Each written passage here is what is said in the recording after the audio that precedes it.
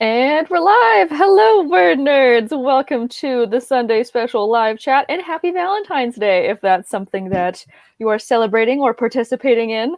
And if you're not, you don't need an excuse to go buy chocolate. And tomorrow a lot of it's going to be on sale. So that's February 15th kind of girl right here. So for this Sunday special, we're going to be doing a Q&A. So leave all of your questions that you have for us, writing related, reading related. I can't think of anything else related.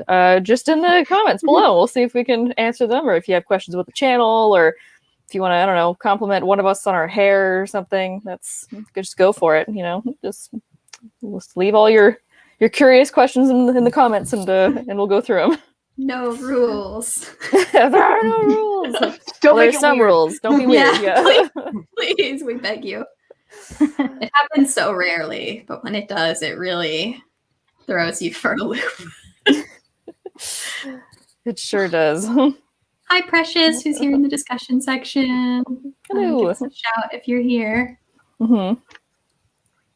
So, do any of you have questions for anybody else here? Oh, What's sure. the best book you've read recently? There you go. I am so sad because I'm about to lose my audiobook hold of Raybearer, and I have 30 minutes left in the book. And it is my favorite book that I've read so far this year. Ooh, okay. Raybearer by Jordan E. Fuenco, I think. And it's really good. I love it. I've heard such good things about it. I know that. Yes. Also had I was my eye worried because on it. it's really hyped up, but I really like it. It's taken twists I wasn't expecting, and it's great. Big recommend. Okay. Again, that's awesome. Raybearer. Best book. I just finished reading A Vow So Bold and Deadly, which is the third of Bridget Kemmerer's A Curse So Dark and Lonely. It was like a Beauty and the Beast retelling. I'm so impressed with the whole series as a whole. It gets really psychological into how different people think, and everyone's character flaws were consistently developed and leaned on, and the ending is does this weird twist with everyone who was good is now bad, and then people are trying to come out of their own trauma, and it's so I was really impressed with it. So very happy that series turned out to have a good ending. I recently read The Silver Wolves, which is the second in Roshni Chakshi's Gilded Wolves series. Serpents, or the Gilded, right? Gilded Serpents. Yeah, Silvered Serpents. Okay, they're each, and the third one's like the Bronze Beast, but it's not out yet. Mm-hmm. And it's everything I love in a YA fantasy. It's multi-POV. It gets comped to Six of Crows pretty often, and I love Six of Crows, and most of the stuff that gets comped to it is disappointing to me, but this one is not. And it's got heists, it's got twists, it's got this fantastic diverse cast of characters who are all just really interesting and well done in their own right. There's great banter. Her writing is just beautiful. They have such a good group dynamic without it feeling like I've just copied every group dynamic. It's such a cool group together. Yeah.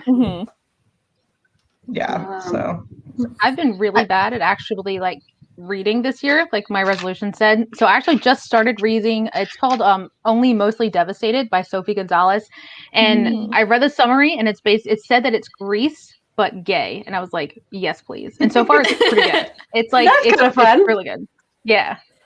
I recently finished The Midnight Library, which we've talked about a few times here recently, and I liked it. So I've been kind of looking at it for a while, and a couple of the word nerds had said they liked it, and I really liked it. And I was surprised because I think Aaron had mentioned it was kind of literary. I'm like, oh, it's about a library you go to after you die. How literary can this be? And it was, and I'm like, I'm so adulty. Look at me, I'm enjoying a literary book.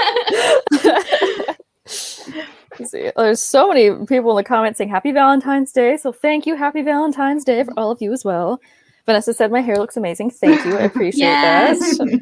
I'm growing out a pixie cut in quarantine, and the back of this is just there is a military's worth of bobby pins in my hair right now to try and make it look like something. So thank you. Let's see. Sarah Lynn has a question. She asks, have any of you written a serial before? It's something I've looked at. So I'm curious if you have any more specific questions. I like the kind of did idea of on it. Wattpad back in the day, and I loved it. It wasn't good, so I don't have like recommendations on writing a good serial, but I have written one. We have dubious advice on writing a serial. It was fun. It was really, really fun. Yeah, let us know if you have like more specific questions. Like, is it the structure you're unsure about, or? Well, on this one it says she's been hired to do one, but could use some help figuring it out. But that we might That's not be the exciting. best ones. But yeah, that's cool. Yeah. I think with my like very limited experience, I'd say kind of one of the biggest things, like knowing in advance, like what is your like big picture, like story arc, and then like within the like individual serial ones, like what are the smaller arcs and how do those all kind of build up to the bigger one. She just said yes, structure. And I think overall it's just plot. This is not something you can just wing because you need each section to have its own arc and like not necessarily a conclusion, but something that's going to keep readers going. And like, so it really needs to be figure out how long each section is supposed to be. And then you're breaking out your plot into pieces that make sense as best you can. I like to think of it kind of as TV episodes rather than trying to think of it as, I'm trying to separate a full novel into 7 pieces. Thinking of it more, like Kara said, like there's this overarching thing like in a season of television. So like Veronica Mars, the TV series, a little bit older series, but you know, so like the whole first season, she's trying to solve, like her big thing is she's trying to solve the mystery of her best friend's murder, but within each episode there's like a little so that like mini mystery that she has to solve. Yeah, so but that those kind of mini gives mysteries are probably too much for like one chunk of a serial. So maybe it's more like you're looking at like commercial breaks than like a whole episode. It depends, I think, a lot on the serial and like how many there are. The word count is really kind of like how long those sections are supposed to be. If you can fit its own full storyline or you're fitting a piece of a storyline. Right. So yeah, I think kind of like I said, just and like Megan and Kelly have said, just like knowing where you want to end up and then like having a plan for like how is each story kind of a stepping stone to your destination. All right, some good advice there. We have another question from Valerie who says, when it comes to writing projects, what are you all working on? I don't know. I was supposed to pick something this past week to like start working on and just putting into novel pad and all of that. And then I had a surprise niece. So next week I'll know. A wild niece appeared. Yes. I'm working on a lot of things at once right now. I am doing a read through of the book that Kyra and I wrote, and it's like a final read through. So like once I go through this, once I finish my read through, I'm pretty sure this book is like done and ready for submission, which is really exciting because we've been working on it for 5 years. I'm also finalizing revisions on my ghost book, but it's only the first round of revisions, so there's going to be a lot more of those.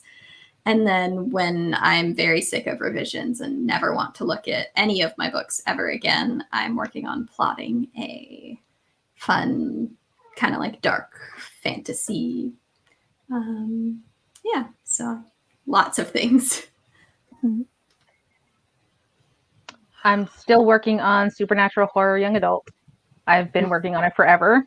I think I'm in a good place now with it, but of course I know that I'm in a good place with it because I keep thinking of that rom-com idea I had for Nano last year, and that won't leave me alone either. So I'm pushing forward with the scary stuff. Nice. I am just cracking into the rom-com I wrote for Nano and looking at the mess that is a Nano book and trying to figure out what my plan is for revising it and working on it with Megan. So Yeah. My latest writing project was a Shakespeare mini essay. So I am in full school mode right now and have not thought about my poor dark fairy fantasy manuscript in a very long time. But it's just there, and I feel bad for the poor abandoned folder that it's in. This question is kind of related because we've all been talking about like the projects we're working on, but Valerie asked, have you ever worked on multiple projects at once? How do you choose which one to work on per day? I've done that a lot. Yeah. I don't even know if I have any specific advice. It's because it depends on the reasons that you're doing it. Of like, is there a deadline? Is there one you're supposed to be finishing? Is it something that you're using as like, if I just get stuck on one, I can move to the other? Like, but it's important to know why you're doing it and have that kind of plan. If there is an end goal of any kind, you can just kind of mess around on both. There's no rules. It's your books. You can do what you like.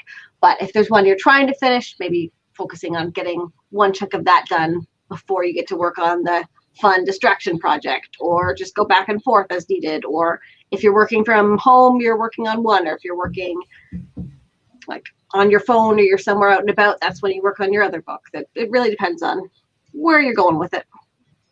Yeah.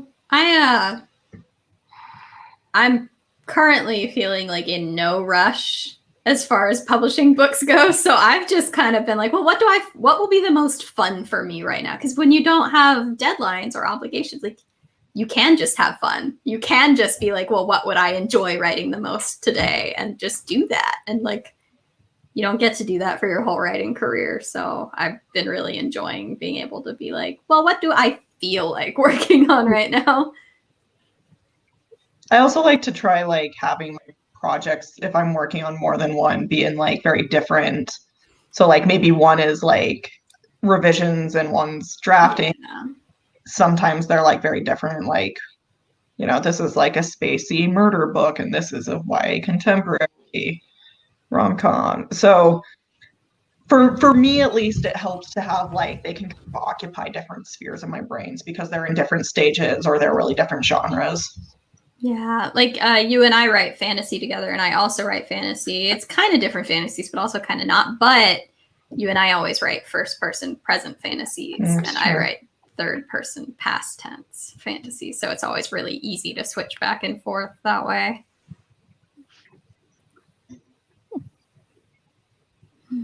All right. Our next question comes from Crazy Foxy and asks, do you have any suggestions of websites for working on query letters? So they know about Query Shark, but that's kind of it. And they also ask if there are any other good WordNerd videos on that subject. Putting the link. We have our website, wordnerdsblog.com, where you can just search like query. I put the link so you don't even have to search it, but it comes up with a list of all of our backlog that's currently on query letters. There's also, I have become a really big fan of, I totally lost my train of thought there. I've become a really big fan of making writing friends and trying to find people to critique your query, because I find I learn more when someone critiques just straight up the query that I've written rather than, well, let me just research the structure on this 4-paragraph thing for hours and hours. And if you don't know anyone at this point, there's people on Twitter. Twitter's a great place to meet writers. There's also people on Fiverr who will critique your query for like $5. I've done you that can before. also, Had a good time. Another really good resource is Query Connection, which is just like queryconnection.com, I think. They have forums where people can where you can post your query and users will critique each other. So if you don't know people, that's a good kind of networking place. And I know they kind of just have other resources there, but they're a really good resource as well. For sure. I'll give Megan the link so she can put it in the send that chat. to me. I think the biggest thing to remember with queries is just, the last thing you want to end on is always going to be character needs to do A or B will happen. Just knowing end on the stakes and make them very clear and very personal.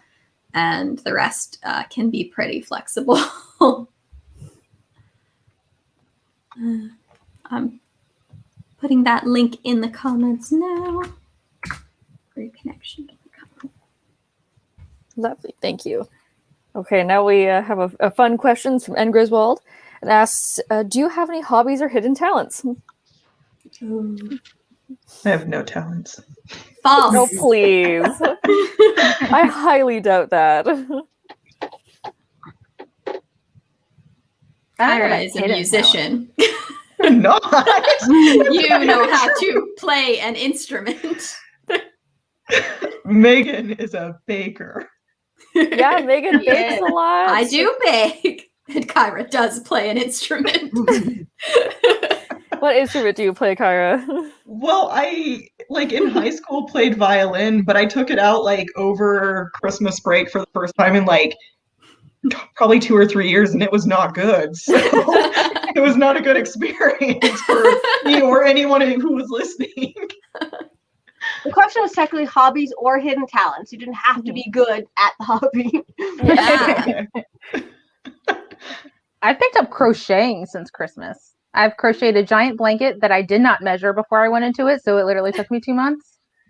And that's literally all I've been doing since December, is whenever I have downtime just to space out, I crochet and then think about the next scene I'm supposed to be writing, but I'm crocheting. That's pretty cool. Nice. That's cool.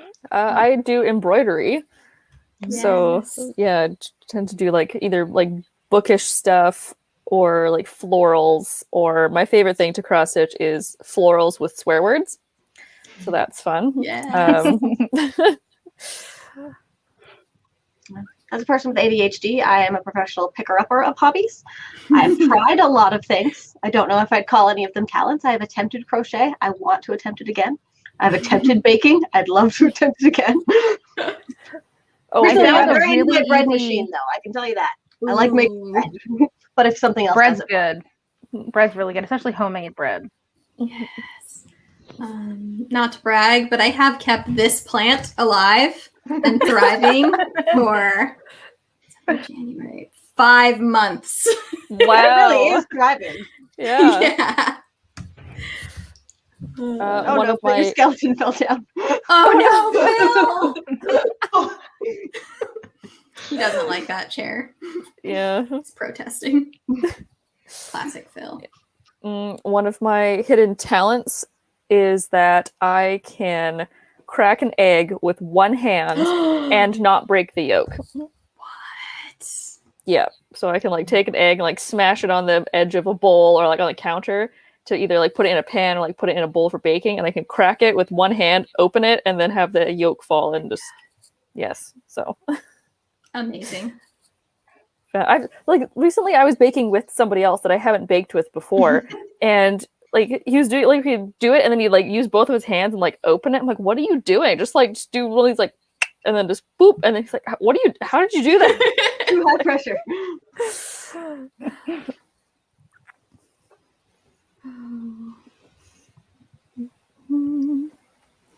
Let's see. Oh, and more people wishing us a lovely day. Thank you. Love that. Oh, and everyone's talking about their hidden artistic talents in the comments. Thank you. Lots of charcoal, drawing, sewing. Amazing. I think my fantasy talent would be something like drawing, but I'm terrible at it. I'm so bad. It's embarrassing. Oh, here's another fun kind of reading question from Savior Forever. What do you guys do when you come across a word you never heard while you're reading? Do you look it up immediately, or do you just keep going with it and try to figure out the context as you go? I look it up immediately because if I don't, I will be thinking about it as I turn pages. I'll be like, but what did that word mean? I don't know. Well, I just Same keep with going. the character's name. If the character's name is spelled weird and different, I have to look up the potential way to pronounce it. My brain just looks at it and goes skip and then keeps going. And then whenever I see it in my brain, it's and then Rivlivlet said this thing over here. I'm just I don't know, whatever. Mumble, mumble, mumble. Exactly. Well, so I saw this thing on TikTok from one of the book talk people that I follow. She was mentioning, she's like, oh, does anybody else do this when they're reading? And I was like, oh, I do that. That's so strange. And I didn't think about it until later, is that when you're reading a page, I don't read a page top to bottom and then move to the top to the bottom of the other page. I will skim the page, make sure there's nothing really intense, really gory, or really embarrassing, and then I'll read it fully. Or my eye look does at the track for one line of someone's dying or something is happening. Yeah, I'll kind of skim over and be like, there's something maybe embarrassing happening down there. Okay, prepare myself, and then I can read it more in depth. And there are a lot of studies, linguistics background coming in a little bit here. There's a lot of really interesting studies about people's eye movements when they read, and it's definitely not pretty much no one just reads straight across. They're all they'll read forward and bounce back and read forward and bounce back. That's crazy. Oh, interesting. All right. Thinking about it, I think I do a variation of that for dialogue. I always enjoy, dialogue's one of my favorite parts of anything I read. So I feel like I may do that and just look for quotation marks. So I could be okay, we got a conversation coming up. That's interesting.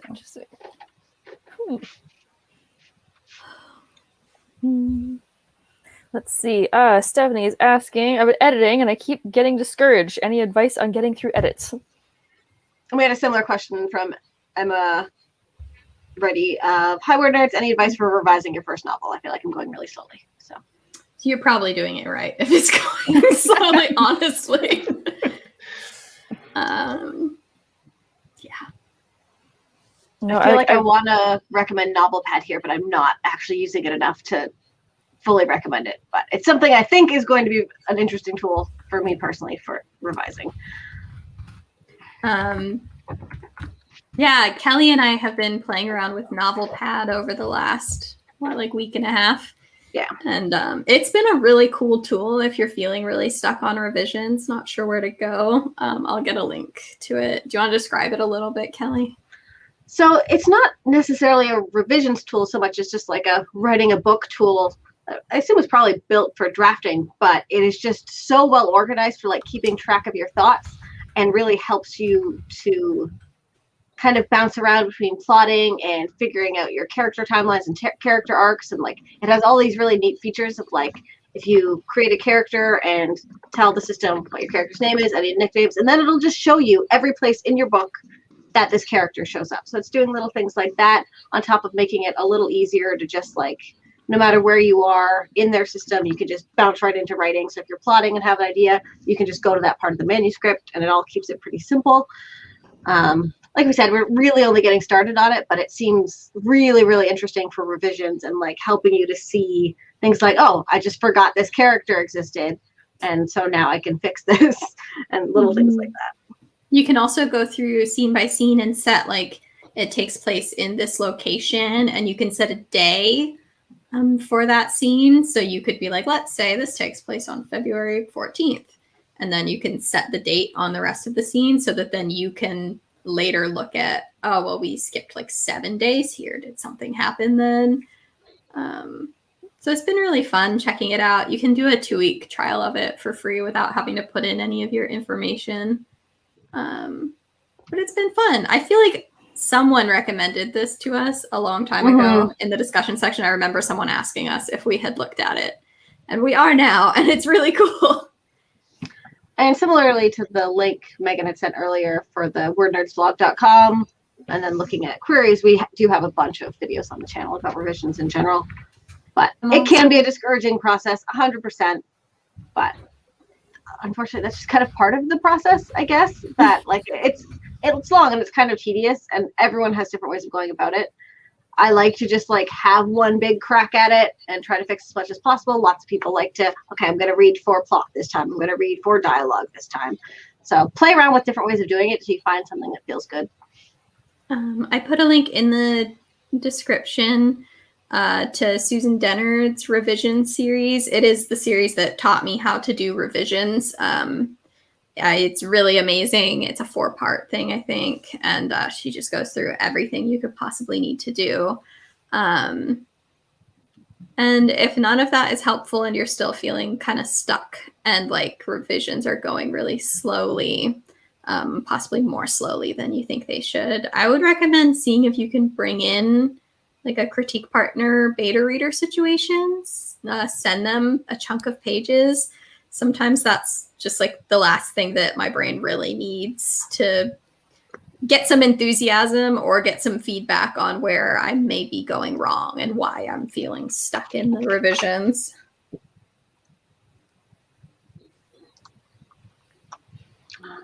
Okay, great. We have another one here from Valerie, who says that she recently published a book back in December, but it isn't selling.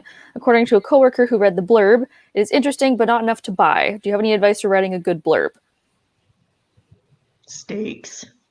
Mm-hmm. So a lot like Megan was saying with the query letter, is like kind of the best way to get someone invested is like show what the character wants, and that can be something like fairly small and personal, like getting into their dream college, or like in the case of romance, like usually a person that they're interested in being with, and then like so dangle that, and then just like show how like the conflict is going to yank it away, and then the reader has to like read and say to find out like, well, do they get the thing they want?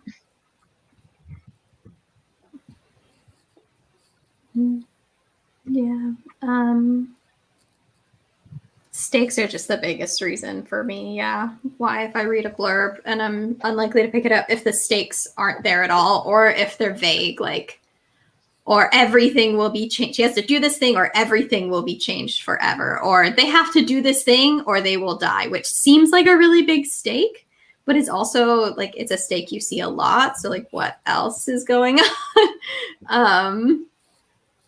Not that death is like a terrible stake all the time. Your mileage may vary, but if I see that, I tend to be like, oh, just death. I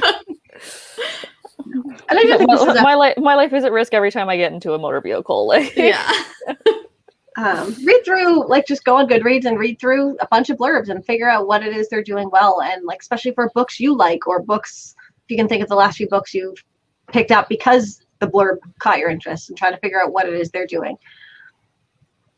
Also try to think of like what are the most charming or intriguing elements of your book, because like and don't like let this overshadow stakes, but like I've definitely had, like I recently read one by Laura Silverman that was cute, that I don't think I read anything about the blurb except that they worked at a bookstore. I'm like, contemporary romance at a bookstore, I'm in. Oh yeah. Right. So if you have something like that you think will like be cute to readers or be interesting to readers, like so maybe kind of think of like, if you had to, like sometimes people on Twitter will do like the kind of bullet list of this has, you know, disaster buys and like whatever, that like you can try and kind of weave those in too, but don't let them overshadow the stakes.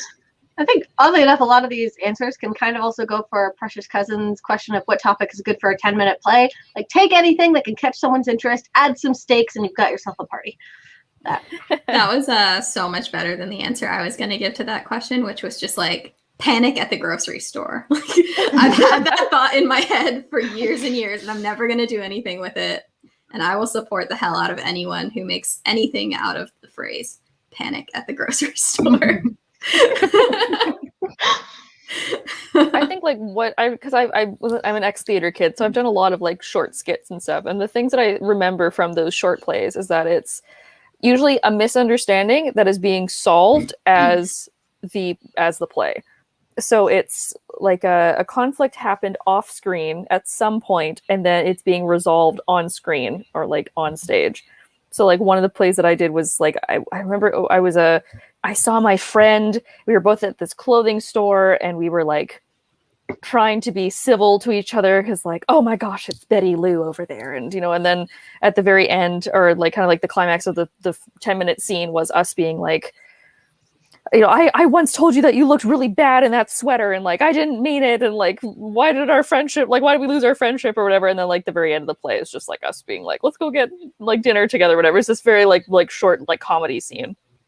Or like for I think another one that we did was like at two people that met each other at a bus stop, and they had both been involved in something before, and then they're meeting again and like resolving their shared issue from the past. So like I remember that being like a big theme of like really short plays. Yeah. Or I guess if depending on, I'm trying to think like panic at the grocery store. Okay, like how would I make that into like a little 10-minute thing of like, okay, two people you bump into each other, ooh, rom-com situation, and then like, you know. Yeah. There was a hot second where I wanted to do like a YouTube series and call it Panic at the Grocery Store. and it was going to be a person who had a panic attack in a grocery store and then fell in love with the grocer. Oh my god, adorable. But it's never going to happen. So Could it feel be an free to exciting steal that if anyone wants it. Could it be It kind an of fits the exciting narrative incident? now. Yeah. Yeah, exactly. Like you go to the Yeah, grocery no. store, you have a panic attack. There's only like one pack of Yeah. toilet paper. You know, Happens regularly now. I did have like a point in my life where I was going to the same grocery store like consistently enough that I was always there at the same time as this guy, and we kind of struck up like some rapport. And it's just like, hey Matt, I'm getting my groceries again. It's Saturday. See you next Saturday.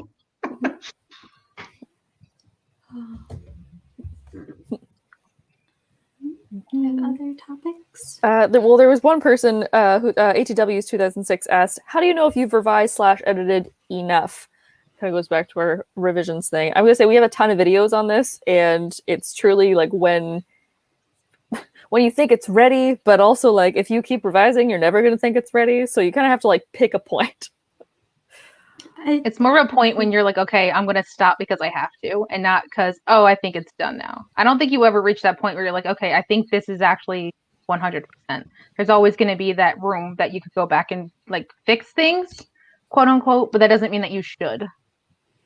Yeah, as far as like at the line level, this isn't going to apply. Like line edits, you should at least do one targeted round of line edits. And beyond that, like I don't necessarily think you need to do a ton of them. Just like one or two to catch all the things you want and to make the sentences sound the way you want to sound. But on like a broader scale, a question that has really helped me a lot is, am I changing things to make them better, or am I changing things to make them different? And it's sometimes difficult to be like honest with yourself about that, because surely different is better. And, you hear all the time like, oh, well, you're not going to make it worse in revisions. And it's like, you're probably not going to make it worse by making it different. But do you need to make it different? And realistically, are you only making it different for yourself? Because obviously you know everything that's happened. And I mean, if you're giving notes from other people, obviously they know what's happened too. But for the most part, for me, it's like, oh, I need to change this because this is too familiar. I feel like this is overdone. But it's like, I'm the only one that's ever read that part of that story. Mm-hmm. Yeah. And like, especially if you do end up querying or you do end up getting an agent, like they're going to have an editor that will also help you do any other edits that they need to catch. So it's like, you're going to go through multiple levels of them anyway, especially if you already have beta readers. Mm-hmm. I typically, if I've done 2 to 3 rounds of revisions and I'm starting to wonder, am I done? I'm inclined to just say, yeah, I'm done.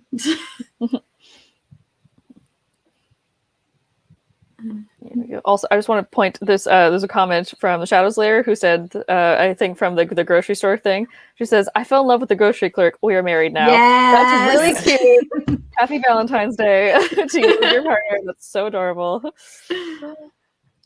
We have another question from N. Griswold who says, "Do you have any thoughts on recommended word counts for genres? Just like what's the best? Do you aim for a specific word count when drafting or revising?" I think this is an interesting question. Like, and I feel like Twitter kind of was at war with it a few months back too, where like a lot of like authors and agents were kind of fighting over what the proper word count is. And I heard so many different takes that I don't know what to believe anymore. Okay, I have lots of feelings actually about word count, so I'm going to take unleash your feelings, Kyra. Go for it. Unleash your feelings. Okay, so with word counts, a lot of it is that most genres like have sort of like expectations, and that comes partly from publishing and partly from the readers. So if you're someone who's like looking to read a contemporary romance and you're just like wanting a fun like beach read, then you probably don't want it to be 700 pages long. Like that's not probably what you're looking for if you're picking up a romance, which is why those are usually shorter than like an epic fantasy, where maybe it's like you want to dive in and just like spend a lot of time in this world, and then maybe it's okay if it's 700 pages. So for a lot of cases, like these kind of word count guidelines exist because like they're somehow tied into like reader expectations. That said, like I think there's room for flexibility. I kind of like shorter books personally. I think in like school people tend to get this like idea in their head that longer is like better. And a lot of times that's not the case. In a lot of cases, like the hardest writing you'll ever do is like trying to do something really concisely and short, which is exactly why query letters are so hard. But also like, so it's another kind of one of those areas of writing where you have to kind of know the rules to break them. And additionally, as like a debut author, a lot of times there are things where it's like if your word count is outside of the expected range, a lot of times it's because like if you're underwriting, you just haven't developed enough, you haven't developed your world enough or your characters, and that's why it's short. Or on the other end, like if it's way over, a lot of times that means you've overwritten something, you're doing too much like exposition. And once you're a little more solidified in your skills, like, and you find that your book is longer or shorter, then that's a different story. But a lot of times for like more beginner authors, if they're falling outside of the range, that's why. And then just what kind of as one final note with length is, as a publisher, if you're hoping to publish traditionally, it's usually a little bit better to be kind of like not over, because publishing a book that's longer is more expensive for a publisher in terms of like the amount of time they have to spend on editing it, as well as just the physical, like it's more pages and that's more paper and that's more money. And they may be less likely to take that chance on a debut author. Whereas if you're established, like, okay, this is going to cost more to make, but we can recoup that because we anticipate it'll sell well. Those are some of my on word counts. Whereas in self-publishing, if, without saying, write more just for the sake of it, you do tend to make more on longer books because most of your sales are going to be digital sales where, say, you're publishing through Amazon, you're getting paid per page read. So if there is more story to tell, sometimes authors will break it up into more books, but readers in a lot of those genres like longer books because you don't find them as often in self-publishing, and you'll make more money on longer books if you can hold your reader's attention. Like it needs to actually need to be there. Yeah, and Griswold had a follow-up, which was, so word count should be top of mind when drafting. And I don't necessarily think you need to stress about it when you're drafting, but I do think that if you're hoping to traditionally publish, you need to know the maximum and minimum in revisions. For example, as agents are moving towards more like form submissions, if you're trying to submit a young adult fantasy and your word count is over 100,000 words, a lot of them have filters now that are auto rejections for over 100,000 words. And that's not everyone, but it is a lot of people, and 100,000 is the cap. And so you don't want to go over that. So you should know that. I put a link in the discussion section from Bookends Lit. It's like general word count guidelines. And it's got, like from this to this for each genre. And I don't think it needs to like ruin your life or anything, but you should be aware. And if you're going to try and get an agent on something that's over or under, you just know going in, it could still find a place, but it's going to be harder. Yeah, I'd kind of also reiterate, I don't think about word count really at all while I'm drafting, but it is like a revising thing, especially because sometimes like being outside of the word count range for your genre is indicative that you're either underwriting or overwriting. And that's not useful when you're doing a first draft, but it is useful to think about when you're revising. For sure. All right, we have another slightly personal writing question for all of us is, do you have a favorite character that you wrote? That's from Stephanie. I don't have children, but I feel like this is like the equivalent of choosing my favorite child. Or like my favorite sibling. There are these two boys in the book that Kyra and I have written, and they have a very like Troy and Abed from Community dynamic with each other. Like they have a really strong friendship, and that's really fun to write because they have such a good friendship, but they have very different personalities. That was actually what popped into my head too. It's really fun. It's funny because they're love interests, but in some ways it's almost more fun to write them like being bros than like with their love interests. You guys have a plot, but can we just have like a web comic of just you guys? Yeah.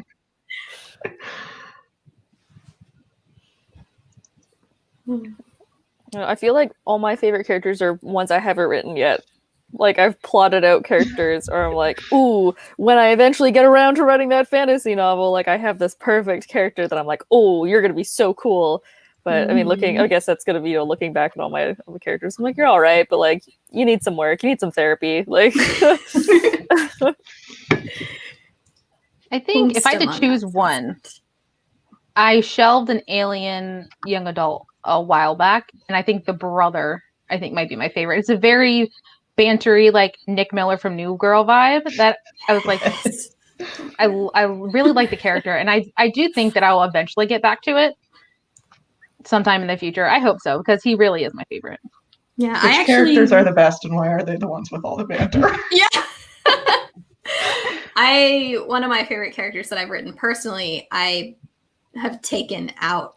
There's actually two of them, and I've took both of them out of the project that they were originally in, and now the book that I'm drafting is one with both of them, because that book is shelved forever, but I didn't feel finished with their personalities. Like, we need to do more with this. ATW also says, I also have characters who would rather just banter than participate in the plot. Is banter not plot? That's Megan It can be. It can be. Megan and I, with these revisions, it's like we were going back to word counts kind of at the longer end, so we're like, okay, let's like trim some of this stuff that doesn't need to be here. But every time we do, it's like, but now we have more room for banter. So we're not at 100K. So our book is not getting shorter, but it's getting funnier, I think.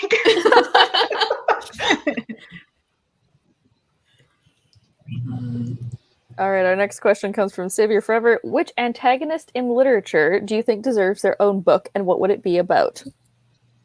I'm going to open this up to also villain. I feel like antagonist or villain, like who would you want to see? Immediately my mind goes to the Darkling from Shadow and Bone, because I've just been watching that trailer on loop, and I would love to see his rise to being the Darkling. I think that'd be really cool. Because I know we get hinted at it throughout the book, but I'm like, I want to see him become the villain, That'd be great. There's this Shirley Jackson short story called Paranoia, where this man is on a bus and he starts seeing a man in a hat. He's like on the bus behind him, and then he gets off at the same stop. And so then that man ducks into a shop, and the man in the hat ducks into the shop too. And it's a really short story, but like the tension is so good. And then it ends with like a slight twist. And it's one of my favorite Shirley Jackson short stories, just because I felt like the tension was so high. But then it ends immediately after this twist. And I want to know more about the man in the hat. How is he involved? I think about him at least once a quarter. What was he doing there? I also just finished Lore by Alexandra Bracken, which is her like modern Greek gods kind of retelling, and I really, really love the mythology that she put into it. This book is that like every 7 years the Greek gods get turned in, or get put in human vessels, and there are 7 days in which they can be killed by mortals, and if they're killed, then that mortal gets their powers. Ooh. And there are multiple families of god killers that have like had multiple generations, because this has been going on for thousands of years. And the main character is like the last of her line of one of the families of god killers. And I would love to see how it progressed, because we get like a little bit about like the old families, and like the patriarch of this one family, he tells his backstory and stuff. But I'm like, oh, I'm sorry, I just got yelled at by my cat. Pumpkin, hi. But I would love to see more of the history of like the Aegon, and how all the different like god killer families became a thing, and like how they helped each other, betrayed each other, because it's a very tension filled book, especially when it comes to relationships and like between the families. So I think that'd be really cool. That sounds amazing. Mm-hmm. I'm gonna bump that up on my TBR. It was so good. It's really bloody, lots of banter, lots of action. Like, yeah, it was really excellent. Good. Mm-hmm.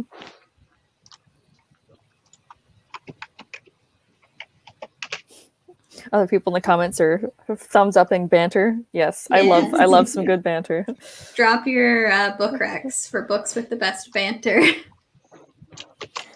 Not just because I need comp titles.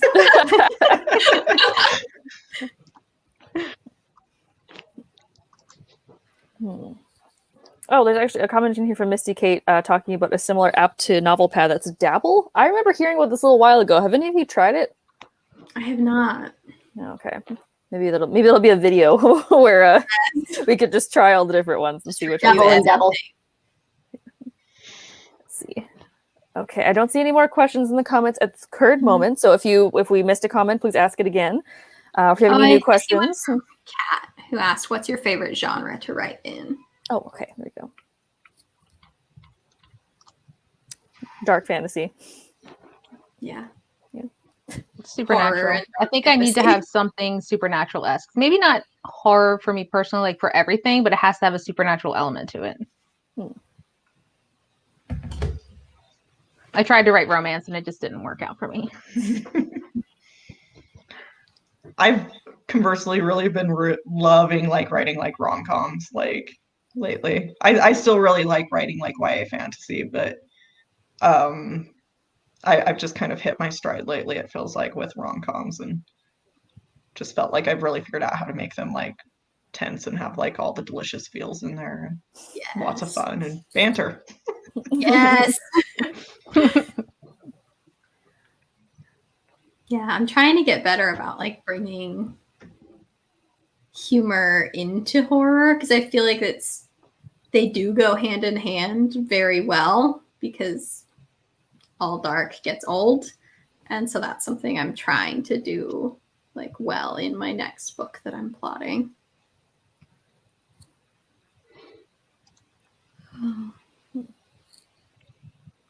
Vanessa asks, would you say Fred and George and Harry Potter banter? Definitely. Literally the best characters in the whole series, if I'm being honest.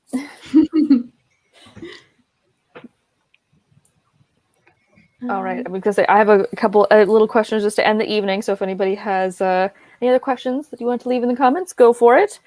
But my question for all you guys is that if you could have any one book, either it be one of yours or one that you just really enjoyed, turned into a TV series or movie, which one would it be?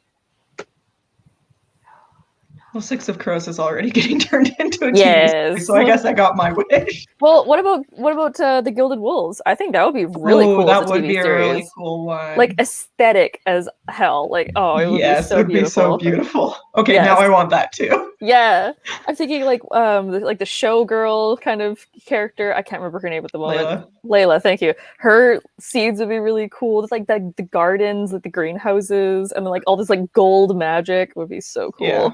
They're so pretty, the books. I thought you said the characters. Like every character is so pretty. Of course, it's going to be pretty. Okay, yeah, now I want that in my life. I think The Luminous Dead I would love to see how you transfer that from book to film, because I think it would have the potential to be incredibly scary. Because it's like so claustrophobic and so like, are there monsters here? Or is my mind playing tricks on me? Am I going to get killed by this cave? Like, I feel like that would be really cool. And also just, like the setting would be very pretty and fun to see. Okay, now my mind's spinning. Also like Caraval, I think could be very lush and pretty. Yeah, that'd be cool. And The Cruel Prince, I think, could also be an aesthetic. This one is coming, but I'm looking forward to The Seven Husbands of Evelyn Hugo as a TV show, because they like travel through those different eras and film and stuff. I think it would be a lot of fun. Wait, so that's getting made? Yeah, it's really on Freeform. I don't remember if it's like a show or a miniseries or not. Oh my gosh, I'm definitely watching that. What a great book! Yeah, that's gonna be so cool because you can focus on each of the husbands. Oh, intriguing. Part of me, like, I'd like to just see it. I don't know, kind of all at once, but like, cause I'd hate for it to like get canceled and only get like a couple 3 husbands. Of husbands. Yeah, They just changed the title. Yeah, exactly. Yeah. I guess they just like film all of it and then just like release it all at once, sort of thing, like Good Omens did or something. I'd love to see The Year of the Witching as a movie. It was already very cinematic and gave me very like that movie, The Witch, with like Anya Taylor-Joy in it. Like it gave me big vibes to that. But so yeah, I would love to see that made. I think That's also one of our book club books, so read it. I'm also just in the middle of reading another one of our book club books, which is Mexican Gothic. And it's so atmospheric that I feel like it would make an amazing thriller movie. Yes. Yeah. I think it's been auctioned. I'm pretty sure it's been auctioned. Okay. I hope I'm not making that up because I'm going to be really sad if it turns out I just dreamt that. Well, maybe you dreamt it into existence, so. Yeah. Fingers crossed, yes. Oh, somebody says I like a Mistborn movie. That'd be cool. I'd be down for a Mistborn movie.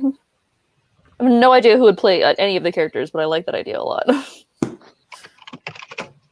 So I don't remember a lot about the plot of this. I read it a couple years ago. It was Bleeding Earth by Caitlin Ward. I feel like that could have a really good like aesthetic of a TV show too. It was just I remember it being really creepy and just really there's literally just blood everywhere. Yeah. All the time. The earth started bleeding, as the title would suggest. It sounds Yeah, creepy. I haven't thought about it. that book in a long time. Yeah. It was good though. I enjoyed it. Oh, I know this is very like I don't know how they do this. Maybe it's like again miniseries. I just read Over the Woodward Wall by Shauna McGuire, which is I think I mentioned this on another live chat, and somebody did comment that like that is her writing as a writer in one of her other series. In Middle Game. Yeah. Yeah, in Middle Game, like that author wrote this Over the Woodward Wall, and it was very whimsical and like I don't know, it was such an interesting book because it's like both childish like Narnia, but then also has a couple of like kind of dark and like very adult phrases and like themes in it. So I think that would be a really cool maybe movie. I think would be really interesting. I think very like better Tim Burton Alice in Wonderland. Ooh. Yeah. There are also so many like YA rom-coms like in the vein of like To All the Boys I'd Loved Before that would make good movies, I think. Yeah. Or When Dimple Met Rishi. I'd love to see that one. Yeah, so or good. Tweet Cute. Yeah. Is Tweet that Cute not is out really yet? good. So I think it's have out. When Dimple Met Rishi. That's coming out, right? It's been No, out, that's been out for It's a been while. out. Okay. Yeah. Because that's been on my Yeah. TBR and it's up. I'm like, I actually put it on hold at the library the other day and I saw the cover had the Netflix logo and I was like really excited. Wait, What? really? What? It's getting a thing? I thought you were asking if the book was out. I was like, yeah, the No, book's like, out. books it's have the been out. Netflix. Yeah, hold on. What? Oh, that sounds great. Awesome. I'm almost positive that's what it was. Oh my god. Yeah. It's called Mismatch. Mismatched. Oh my god, What? that's gonna be amazing. I can't wait. Wait, that's out. It's out. Yeah. Oh, movie night. Okay. What? Much to consider. I can just Wild. watch 6 episodes of when did this happen? Last year at some point. Happy Valentine's Day. The first episode was November 2020. So it's only been out for a few short Wow. months. But yeah. Oh. Okay, everyone watch that. Yeah. Let us know if you have watched it. Okay, I'm sorry. I'm seeing in the comments, and Griswold is shaming me for just now reading Mexican Gothic. Look, I've had a lot Wow. going on in my I life. read it like a week ago, so I'm right there with you. I haven't read it yet because I know it's a book club click and I have terrible memory. So I want to wait until it's close enough to where I can read it and actually remember what happened. Well, book club's in 2 weeks, so Yes, which is Gotta why I get on read it it now. now. Chatting about Mexican Gothic. Yeah. this time. I loved it. I know not everyone felt the same, but I am very excited to talk about it. Okay, and we have, I think, one last question to probably wrap up, which is from Xavier Forever, who asks, is there any graphic novels you guys recommend? I wish Emma was here. She reads so many I- graphic novels. Have some recommendations. I mean, it depends a lot on like what you like. Yeah, what's the genre? Anything by Jean Lewin Yang. I've never read anything bad by him.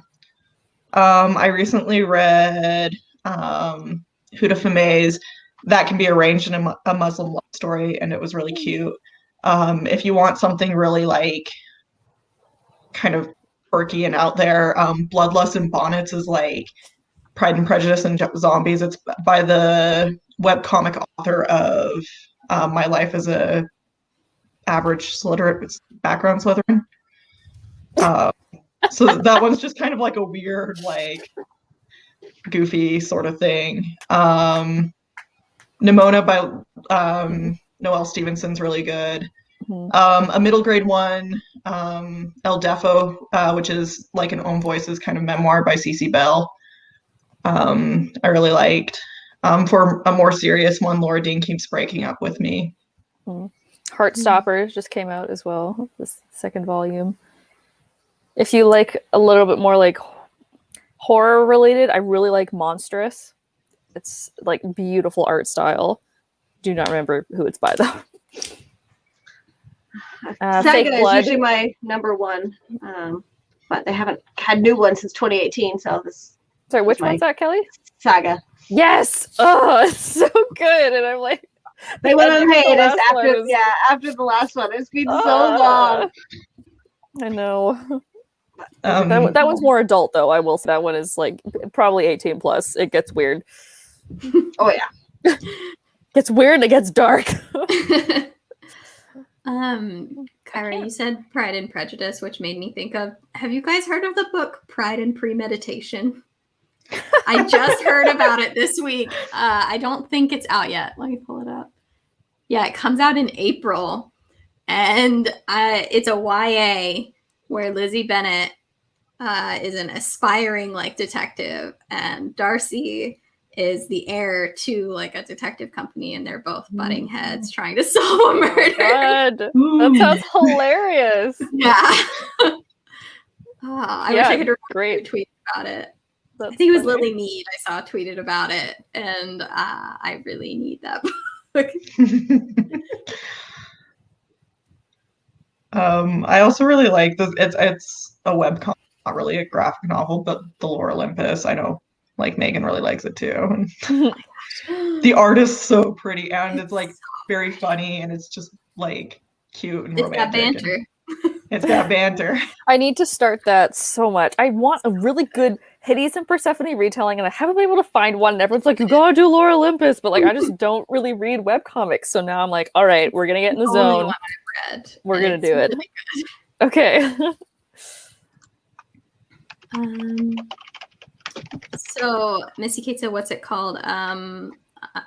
So the webcomic is Lore Olympus. The Pride and Prejudice thing is Pride and Premeditation. Also, I just want to do a little shout out to Savior Forever, who says that she watches our videos to study to get hired at Chapters because you got hired as a seasonal. Great. That's how I started my book career as a seasonal at Chapters. So best of luck. I hope that you have fun there. My favorite part personally is just slathering staff pick stickers over like everything. The power you Yes, wield. it's great.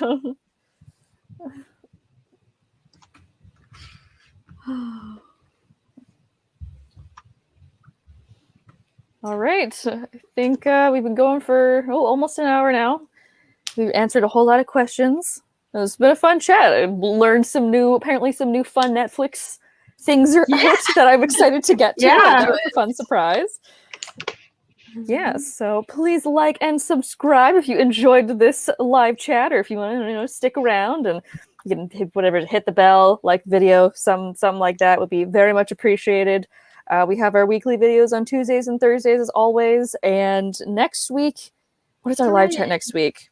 Right, because we have a write-in next week, and then the week after that is our book club, which was for Mexican Gothic, like we mentioned before. So there's a couple people in the comments who have read it. So if you want to join us then at the end of February, that would be very fun. So once again, happy Valentine's Day, and I hope you guys have a nice evening doing whatever that it is you're doing. Eating chocolate is what I'm doing. So thanks for tuning in, and we'll probably see you all next week. Bye!